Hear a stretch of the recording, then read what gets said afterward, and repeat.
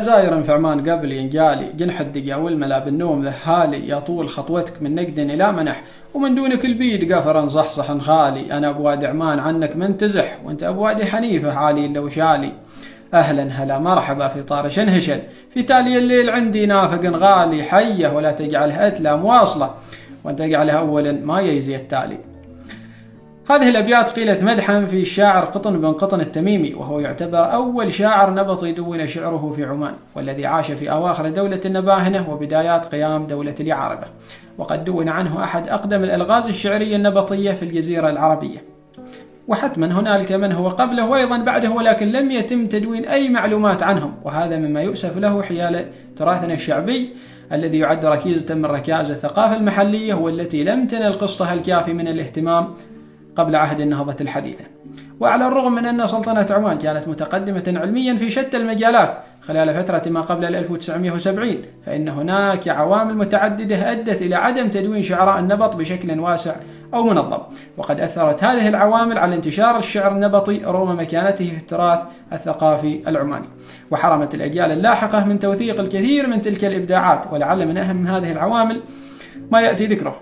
أولا النظرة الاجتماعية للشعر النبطي في تلك الفترة، فقد كانت هناك نظرة تقليدية تعتبر الشعر الفصيح هو المعبر الأسمى عن الثقافة والهوية، في حين أن الشعر النبطي كان ينظر إليه على أنه شعر شعبي يعبر عن الحياة اليومية أكثر من كونه أدبا رفيعا.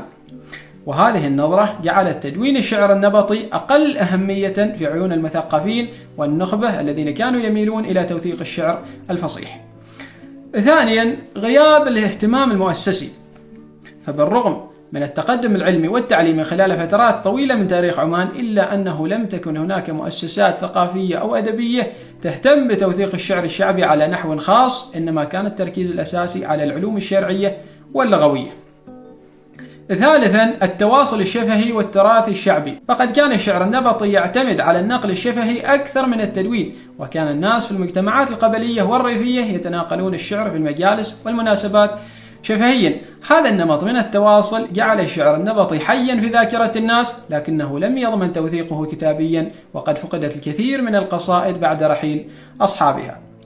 رابعا قلة النشر ووسائل الإعلام، فما قبل 1970 كانت وسائل الإعلام المطبوعة في عمان قليلة وغير منتشرة بشكل كبير، ولم يكن هناك انتشار واسع للصحف أو المجلات التي قد تكون ساهمت في تدوين ونشر الشعر النبطي. هذا الواقع قلل من الفرص المتاحة للشعراء لنشر إبداعاتهم وتوثيقها بشكل دائم.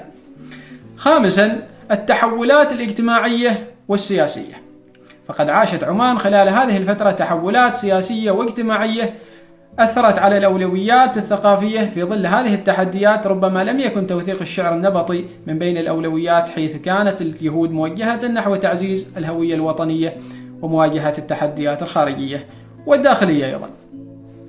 سادسا التأثير الجغرافي والاقتصادي، فبعض مناطق عمان كانت معزولة جغرافيا عن المراكز الاقتصادية والثقافية الكبرى، مما أثر على إمكانية التواصل بين الشعراء ومراكز التدوين. بالإضافة إلى ذلك كانت الظروف الاقتصادية المتغيرة تؤثر على قدرة الشعراء على الوصول إلى الأدوات اللازمة للتوثيق أو حتى إلى من يقوم بتدوين شعرهم.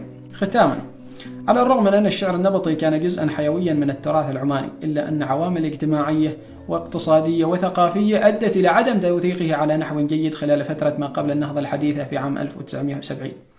ومع ذلك يبقى الشعر النبطي أحد الكنوز الثقافية التي ما تزال تستعاد من خلال الجهود الحالية لتوثيق التراث الشفهي في عمان.